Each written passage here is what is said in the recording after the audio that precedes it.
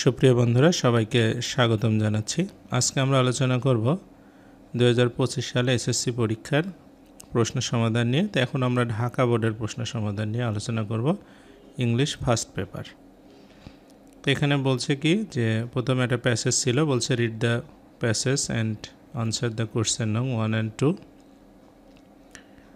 বলছে May Day or international workers day is observed on May 1 all over the world today to commemorate the historical struggle and sacrifices of the working people to establish an 8-hour workday। সারা পৃথিবীতে May Day বা আন্তর্জাতিক শ্রমিক দিবস হিসাবে পালন করা হয় মের 1 তারিখকে।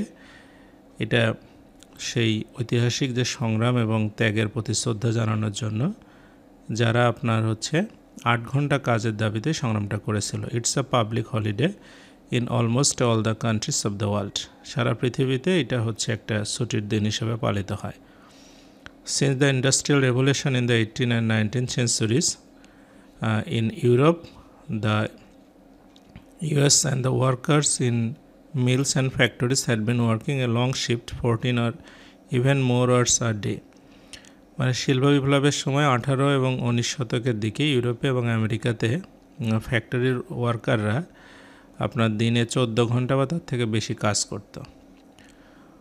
On May 1st in the 1886, inspired by the trade unions, half of the workers at the McCormick Harvesting Machine Company in Chicago went to strike, demanding an 8-hour work day। বলছে 1886 সালের মে মাসের 1 তারিখে আপনার ম্যাককর্মিক হারভেস্টিং মেশিন কোম্পানি শিকাগোতে একটা প্রতিষ্ঠান, তারা তাদের লেবাররা 8 ঘন্টার কাজের দাবিতে আন্দোলন শুরু করে। 2 days later a workers rally was held near the McCormick Harvest Machine Company। About 6,000 workers joined it। মানে 2 দিন পরে ওখানে একটা আপনার ম্যাককর্মিক হারভেস্টার মেশিন কোম্পানির সামনে 6,000 শ্রমিক জড়ো হয়। The rally was addressed by the labor leaders। মানে লেবারদের যে লিডার ছিল তারা সেখানে ভাষণ দেয়। They urged the workers to stand together। মানে তারা সব লেবারদেরকে একসাথে থাকতে বলে।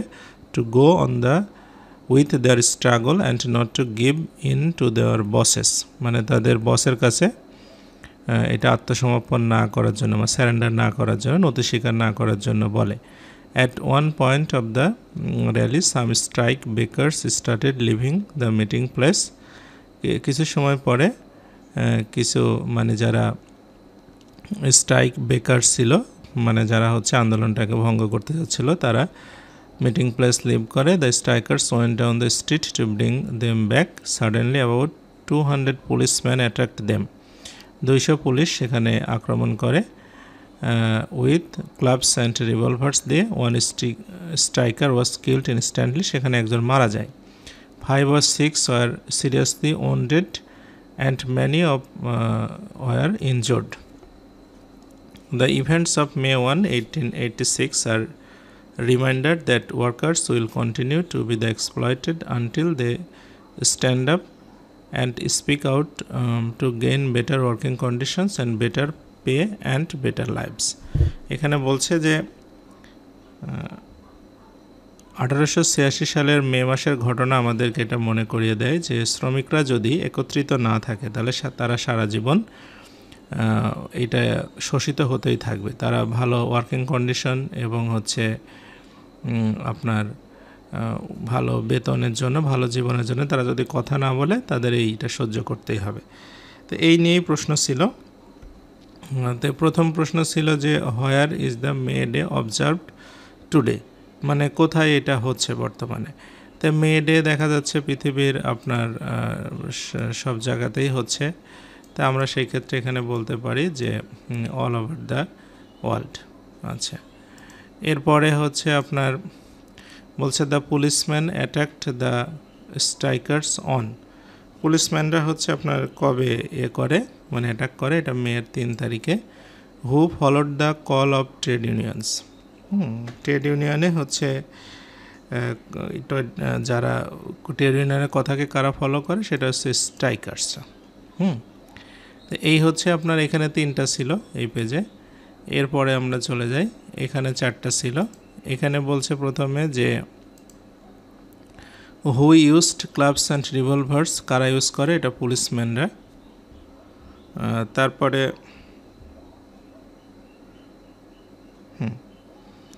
তারপরটা ছিল যে May Day events occurred in, কোন সময় এটা ঘটনাটা ঘটে, মে ডে, এটা 19th সেঞ্চুরিতে। দ্য ওয়ার্ড কমমেমোরেট, কমমেমোরেট অর্থ হচ্ছে কাউকে শ্রদ্ধা জানানো, হ্যাঁ, বা কাউকে স্মরণ করা। রিমেম্বার অ্যান ইভেন্ট হবে এটা। তারপরে which of the following best describes the workers before May 1886, হ্যাঁ, মানে আগের 1886 সালের আগের ঘটনাগুলো আসলে কি একটা কথা দ্বারা বর্ণনা করা যায়, সেটা হচ্ছে বঞ্চনা, ডিপ্রাইভড, তারা বঞ্চিত ছিল। আচ্ছা, এরপরে হচ্ছে আচ্ছা 3 নম্বরে এসে একটা প্যাসেজ ছিল।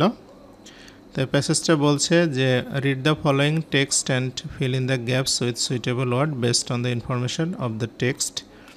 Air pollution comes from wide variety of sources, মানে আপনার বায়ুদূষণ বিভিন্ন সোর্স থেকে আসে। In Bangladesh poisonous exhaust from industrial plants brick kilns old or poorly serviced vehicles and dust from the roads and construction sites are some of the major sources of air pollution. বলছে বাংলাদেশের ক্ষেত্রে আপনার হচ্ছে শিল্প বজ্র যেগুলো রয়েছে, তারপরে ইটের ভাটার যে দূষিত বজ্রগুলো রয়েছে, এবং পুরাতন যেগুলো ভেহিকল যানবাহন আছে সেখান থেকে যে আপনার হচ্ছে ডাস্ট এবং রোড থেকে যে ডাস্ট আসে, কনস্ট্রাকশন সাইট থেকে যে আপনার ধুলাবালি, এইগুলোই হচ্ছে আমাদের বায়ু দূষণের মূল উৎস। We can minimise this type of pollution by making less use of motor vehicles and avoiding the use of vehicles older than 20 years. আমরা যদি মোটর ভেহিকলসটা কম ব্যবহার করি এবং যেগুলো ভেহিকেল আপনার 20 ইয়ার্স পার হয়ে গেছে সেইগুলো যদি আমরা ব্যবহার না করি, তাহলে আমাদের হচ্ছে বায়ু দূষণ এটা এড়ানো সম্ভব। We may also use proper lubricants to lessen the level of emission and pollutants, মানে আপনার হচ্ছে দূষিত পদার্থ যাতে নির্গত কম হয় সেজন্য আমরা লুব্রিকেন্ট ইউজ করতে পারি। We can encourage people to use compress natural gas, মানে সিএনজি ব্যবহার করার কথা বলতে পারি, আর লিকুইড পেট্রোলিয়াম গ্যাস এলপিজি ব্যবহার করার কথা বলতে পারি। ফর ফুয়েলিং দেয়ার কার্স, মানে তাদের গাড়িকে ফুয়েলিং করার জন্য আমরা এইগুলো গ্যাস ব্যবহার করতে পারি। The government may relocate hazardous industries like brick kilns to areas away from the human habitations, মানে যেখানে আপনার মানুষ বসতি আছে সেখান থেকে সরকার চাইলে এই যেগুলো ক্ষতিকর শিল্প আছে সেগুলোকে দূরে নিয়ে যেতে পারে। তো যাই হোক, এখানে আমাদের হচ্ছে প্রথমে দেখেন আমাদের হচ্ছে একটা প্যারাগ্রাফ আকারে ফিল ইন দ্য ব্ল্যাঙ্কস আছে। বলছে air is the most important element of human environment, man can't, এখানে আছে হচ্ছে এ নাম্বার, তাহলে হচ্ছে ম্যান কান্ট, এখানে আমরা লিখতে পারি লিভ, এ নাম্বার লিখতে পারি হচ্ছে কি লিভ, মানে বাস করতে পারবে না single moment without air. But আমরা কি করতেছি, এখানে বলছে বাট ড্যাশ ডোন্ট থিঙ্ক, হ্যাঁ, বাট তাহলে বাট ও ডোন্ট থিঙ্ক মানে সাবজেক্ট বসবে এখানে, তাহলে আমরা এটা লিখতে পারি উই ডোন্ট থিঙ্ক, মানে বি নাম্বারটা। আচ্ছা, we don't think that it is dash who pollute this most vital element, তাহলে এখানে হবে ইট ইজ কি, ইট ইজ হিউম্যান, মানে মানব জাতি এটা হচ্ছে আপনার হচ্ছে নষ্ট করতেছে, হ্যাঁ, তাহলে এটা হবে হচ্ছে সি নাম্বারটা হবে হচ্ছে হিউম্যান, ইটস হিউম্যান। আচ্ছা, তারপর এটা বলছে কি যে হচ্ছে আপনার dash the prevention of air pollution, হ্যাঁ, ড্যাশ ফর দ্য প্রিভেনশন হবে, কারণ হচ্ছে ফর বসবে সামনে। তারপরে বলছে we dash avoid the use of vehicles, we dash avoid, তাহলে উই শুড অ্যাভয়েড, মানে আমাদেরকে এটা বাদ দিতে হবে, we should avoid the use of vehicles older than 20 years. এইটা হচ্ছে ফিল ইন দ্য গ্যাপের আপনার হচ্ছে মানে উত্তর। আচ্ছা, এরপরে যাই, এরপরেরটা বলছে যে আপনার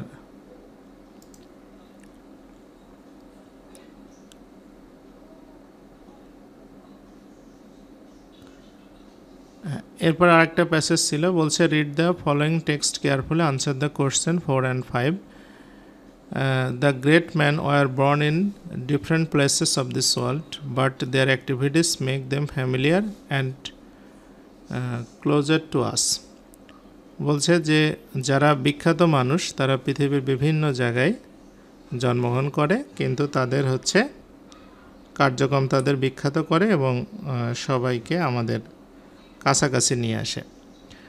বলছে যে doctor Mohammad Shahidullah was one of them who contributed A lot towards Bangla language and literature. Doctor Mohammad Shahidullah ছিল তাদের মধ্যে একজন যিনি বাংলা লিটারেচার এবং সাহিত্য এবং ভাষাতে অনেক কন্ট্রিবিউশন করেছে। He was the greatest scholar of Bengal, তিনি বাংলাদেশের একজন বিখ্যাত স্কলার ছিলেন। This great scholar was born in July 10, 1885 at 24 Parganas in West Bengal of India, মানে 24 পরগনায় জন্মগ্রহণ করেন তিনি 1885 সালের 10 জুলাই ভারতের। হি পাস্ট হিজ এন্ট্রান্স এক্সাম 1904, অর্থাৎ 1904 সালে তিনি তার এসএসসি বা এন্ট্রান্সটা পাস করেন and obtained his BA degree 6 years later. It took him 2 years complete his MA and another 2 years his Bachelor of Law degree. তারপরে তার 2 বছর পরে তিনি 6 বছর ধরে তিনি বিএ ডিগ্রি করেন, তারপরে 2 বছর মাস্টার্স করেন, তারপরে তিনি ব্যাচেলর অফ ল ডিগ্রি নেন। He later joined university of Dhaka 1921 as the professor of Sanskrit and Bengali, Bangla এবং সংস্কৃত বিভাগের প্রফেসর হিসেবে 1921 সালে ঢাকা বিশ্ববিদ্যালয়ে জয়েন করেন। He was awarded doctorate degree from the Sorbonne university Paris 1928, 1928 সালে প্যারিসের সরবন বিশ্ববিদ্যালয় থেকে পিএইচডি ডিগ্রি পান। বাংলা সাহিত্যের কথায় the first well arranged history of Bengali literature was composed by him and it was published 1953। Bangla সাহিত্যের কথা নামে একটা বই তিনি পাবলিশ করেন আপনার 1953 সালে। This great scholar remind busy with his work, মানে এই জ্ঞানী ব্যক্তি সবসময় তার কাজে ব্যস্ত থাকতেন। Till he became seriously ill in 1967, 1967 সাল পর্যন্ত তিনি যতদিন পর্যন্ত অসুস্থ না হন। And was confined to bed about 2.5 years, 2.5 বছর তিনি মানে শয্যাশায়ী ছিলেন। He breathed his last on July 13, 1969 in Dhaka, 1969 সালে 13 জুলাই তিনি মৃত্যুবরণ করেন। We remember him with the great respect of gratitude. তো এটার উপর ভিত্তি করে ওনার একটা মানে ফিল ইন দ্য ব্ল্যাঙ্কস ছিল, তো সেটা আমরা এখন পূরণ করব। তো এখানে আছে আপনার প্রথমে আপনার বলছে যে ডক্টর মোহাম্মদ শহীদুল্লাহ, ডক্টর মোহাম্মদ শহীদুল্লাহ এখানে একটা ইভেন্ট দিতে হবে, 1904 সালের এটা ঘটনা।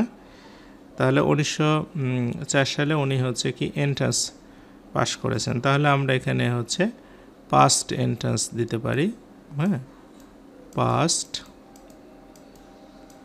পাস্ট হিজ এন্ট্রান্স, ঠিক আছে, পাস হিজ এন্ট্রান্স। আচ্ছা, তারপরে 2 নম্বরে বলছে হি ড্যাশ, এখানেও একটা ইভেন্ট দিতে হবে বা অ্যাক্টিভিটিস দিতে হবে। তো এটা 1912 সালের ঘটনা। তাহলে তিনি MA ডিগ্রি সেখান থেকে কমপ্লিট করেছেন, তাহলে আমরা লিখতে পারি কমপ্লিটেড MA ডিগ্রি, ঠিক আছে, MA ডিগ্রি। আচ্ছা, এরপরে আপনার আছে 3 নম্বর যেটা, সেটাতে বলছে হি জয়েন্ট অ্যাজ প্রফেসর 1921, কোথায়, প্লেসটা কোথায়, এখানে ঢাকা ভার্সিটি ডিউ। ঢাকা ভার্সিটিতে তিনি প্রফেসর হিসেবে জয়েন করেন। তারপরে তারপরটা বলছে হি ওয়াজ অ্যাওয়ার্ডেড ডক্টরেট ডিগ্রি কোথা থেকে, এটা সরবন বিশ্ববিদ্যালয় থেকে, সরবন ইউনিভার্সিটি থেকে উনি পিএইচডি ডিগ্রি লাভ করেন। এটা, এবং ফাইনালি 5 নম্বর যেটা ছিল, 5 নম্বরটা বলছে যে ড্যাশ ওয়াজ পাবলিশড ইন 1953। তাহলে কি পাবলিশ হয়, তখন হু আর হোয়াটের মধ্যে তার যে বাংলা যে বইটা ছিল বাংলা সাহিত্যের কথা, সেটা পাবলিশ হয়। তাহলে আমরা এখানে লিখতে পারি যে হচ্ছে আপনার হচ্ছে বাংলা সাহিত্যের কথা, হ্যাঁ, বাংলা সাহিত্যের কথা। আচ্ছা, আর তারপরে এখানে একটা প্যাসেজের সামারি করতে বলছে, তো এটা মানে খুব ছোট একটা বিষয়, মানে এখান থেকে কয়েকটা লাইন একসাথে লিখে দিলেই হবে। এটা আমরা লিখলাম না। এরপরে আমরা চলে যাব হচ্ছে পরেরটাতে বলছে যে এখানে 5টা সেন্টেন্স তৈরি করতে হবে আমাদের। তাহলে এই 5টা সেন্টেন্সকে আমরা প্রথমে হচ্ছে এগুলো পড়ে বুঝে একটা করে করা যাবে। তাই প্রথমে বলছে আপনারা দেখেন, patriotism is a great versa. এটা হচ্ছে একটা মহৎ গুণ, হচ্ছে without which we can not, without which we can not dream of A develop nation. মানে এটা ছাড়া আমরা হচ্ছে একটা মানে সুখী সমৃদ্ধ জাতি দেখতে পাই না। তাহলে আমরা বলতে পারি এর সাথে এই 4 নম্বরের সাথে হচ্ছে এখানে 3 নম্বর। তারপর বলছে it is such a virtue, it is such a virtue for which a citizen does not hesitate to shed the last drop of his blood. মানে এটা এমন একটা গুণ যাতে মানুষ তার নিজের জীবনে সর্বশেষ রক্তবিন্দু দিতেও দ্বিধাবোধ করে না। প্যাট্রিয়টিজম ইন্সপায়ার্স আস, প্যাট্রিয়টিজম আমাদের কি করে, উৎসাহী করে তোলে, কি করতে, to be ready for fight against all operation that can hinder our progress. মানে আমাদের উন্নতিকে যেগুলো বাধা দেয় সেগুলোকে আমাদের প্রতিরোধ করতে দেশপ্রেম আমাদের সহায়তা করে। So we all should encourage our children to be patriot and to be devoted. মানে আমাদের উচিত আমাদের ছেলে মেয়েদেরকে দেশপ্রেমিক গড়ে তোলা উচিত, হ্যাঁ, এবং হচ্ছে to their respective duties and responsibilities, তাদের দায়িত্ব কর্তব্যে তারা যেন উৎসর্গ করতে পারে নিজেকে, সেভাবে গড়ে তোলা উচিত। তারপর radio and television should telecast the programs.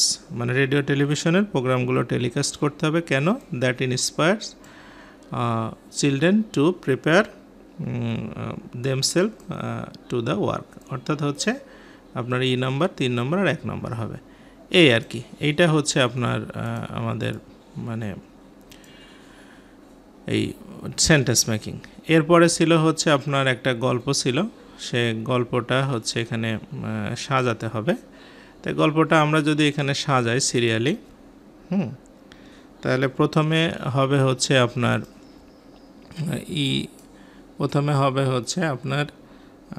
E number, তারপরে হবে হচ্ছে আপনার বি নাম্বার, তারপরটা হবে হচ্ছে জি নাম্বার, তারপরটা হবে হচ্ছে ডি নাম্বার, তারপরটা হবে হচ্ছে এ নাম্বার, তারপরটা এফ, তারপরটা এইচ, তারপরটা হবে হচ্ছে সি। এইভাবে সাজালেই হয়ে যাবে। এইগুলোই ছিল হচ্ছে আপনার সলভ করার মতো প্রশ্ন, যেগুলো আছে সেগুলো লিখিত আকারে প্রশ্ন হবে। হ্যাঁ, তো যাই হোক, সবাইকে ধন্যবাদ জানাচ্ছি।